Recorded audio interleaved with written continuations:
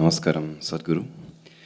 I have a question about grace. I'm not sure exactly how to put it, but… About what? Grace. Grace. Yes.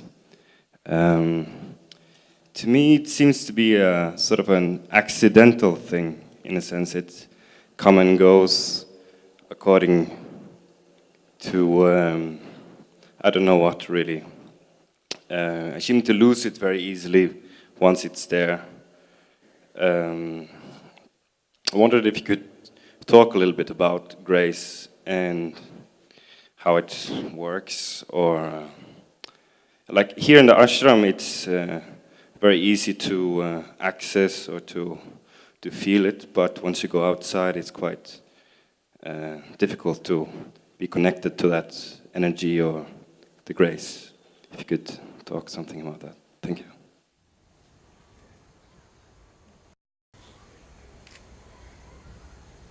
You're asking me to talk about the fragrance of this flower. How to do that? Only if you have a sensitive nose. Fantastic. Otherwise, somebody has got their nose stuffy today. Means nothing. So,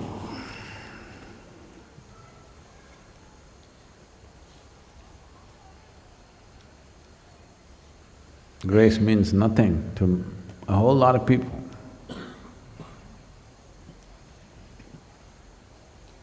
They don't even… It's not that you have to think about it or you have to talk about it.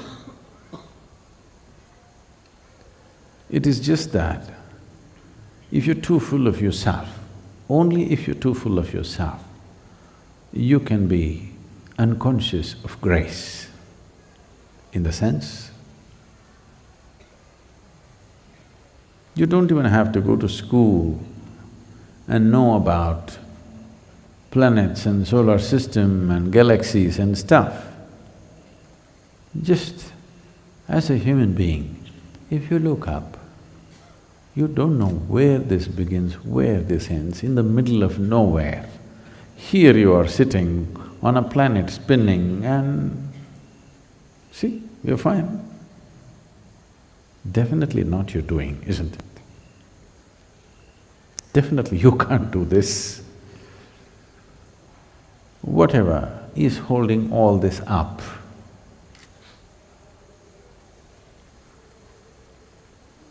one title for it, grace. Now, whether you're available to it or not is the question. When we say grace, we are not looking at a certain kind. We are looking at that which is the basis of everything. Because you do not know how this solar system is held in place. You do not know how the whole universe is held in place. You do not even know how you happened, really. How so many cells are staying together and make your life happen, you don't really know. You have explanations and explanations, but you don't know. If you knew, you would create one right now. If you knew exactly how, we would make it, isn't it? So, when there is so much that you do not know and everything is still happening great, obviously, it's not an accident. So whatever is making all this happen, that energy, that force, we call it grace. But now the question is about making yourself available. If you have a stuffy nose, the flower means nothing to you. If you're blind, light means nothing to you. If you're insensitive, nothing means anything to you.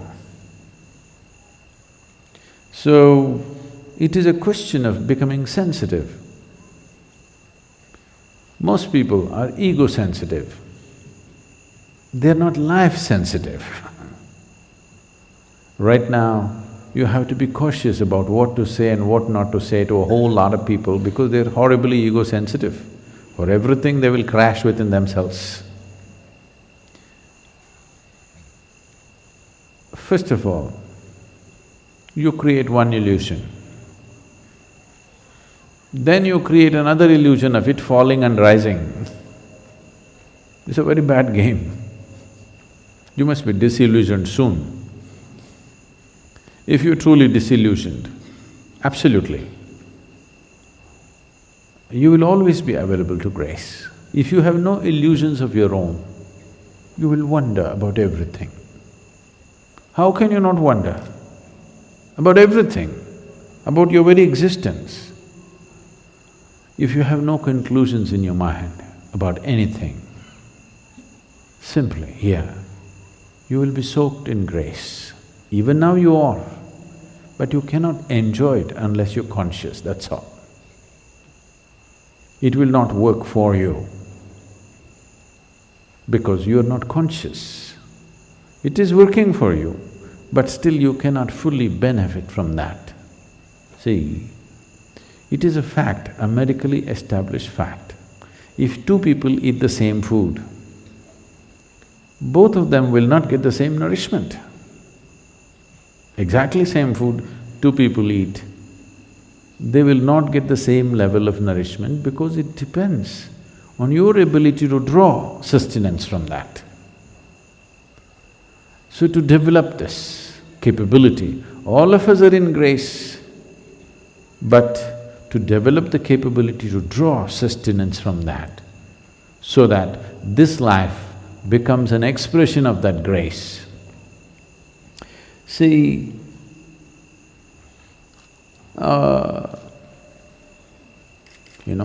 if you have smelled this flower, this is typical to southern India. Phenomenally fragrant. You think our garden department is pouring fragrance at the roots? No, they're putting filth, believe me. Yes. Even if you put filth, see how fantastic it became, because that's its nature. Because it does that, we are planting that tree, nurturing it, taking care of it, everybody's concerned how it is growing. Suppose it was giving out a smell that was unpleasant to you. Suppose it just took the filth and threw out the filth through the flower. No, we would have taken it out, isn't it? So grace brings many benefits. Once you're exuding grace, everybody wants to nurture it, everybody wants to promote it, everybody wants to be a part of it, because you're exuding grace. Now, the question is not at all about whether you're in grace or not. You are, otherwise you cannot exist. The question is only about, are you exuding grace or are you transforming this into something nasty and letting it out on everybody? Let me tell you a very well-known story in India. It's a folklore. Just about everybody in the country should know this story probably. There was a sage living in the jungle, blind of vision. He has no vision, simply sitting in one place. Rarely people pass this way. When they pass this way, they give him something and he lives by that. No vision. One day it so happened, the king and his retinue of soldiers and ministers, whatever, they all went out hunting. In the hunt, in chasing a deer, a spotted deer, they lost their way and the king got lost, separated from the group, because the king has the fastest horse.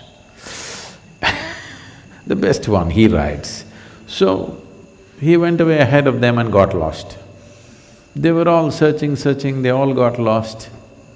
And then the soldier came and asked the sage, "Did you see the king?" He said, "No." Then a commander came and asked, "Did you see?" He said, no. Then the minister came and asked, did you see? No. Then the king himself came there. Then the blind sage immediately recognized he is the king. Oh, your people have been looking for you. First your soldier came, then your commander came, then your minister came. The king observed and saw that the person was blind. And then he asked, oh divine being, how do you know that first it was the soldier, then the commander, then the minister? The sage said, well, the first one who came said, hey, blind one, did you see our king coming here? Did anybody come this way? So I knew he must be your soldier. The second one spoke with authority but without respect. I knew he must be one of your officers. The third one, the minister came, he spoke with great respect. So I thought he must be your minister. Now you came, now you touch my feet and refer to me as the divine one, you must be the king.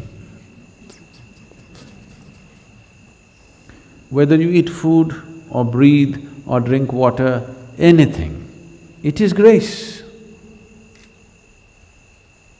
Otherwise, how? 2 parts of hydrogen and 1 part of oxygen becomes life-making water. This is grace. Okay, you can give it an explanation, but you don't know why this should happen, isn't it? All that is happening is grace. Now you drink this, or you eat this, or you breathe this. Will you also exude grace because you consumed grace? You must also conceive grace and exude grace, isn't it? But unfortunately, people take in fantastic things into themselves, turn it into nasty nonsense and lets it out. But look at the tree, you give it filth, it gives out fragrance. It's time. If you learn the way of the tree, if you learn the way of the rock, you will exude grace. So the question is not whether you are in grace or not. Definitely every creature is in grace. Are you capable of exuding the grace that you consume? That's the question.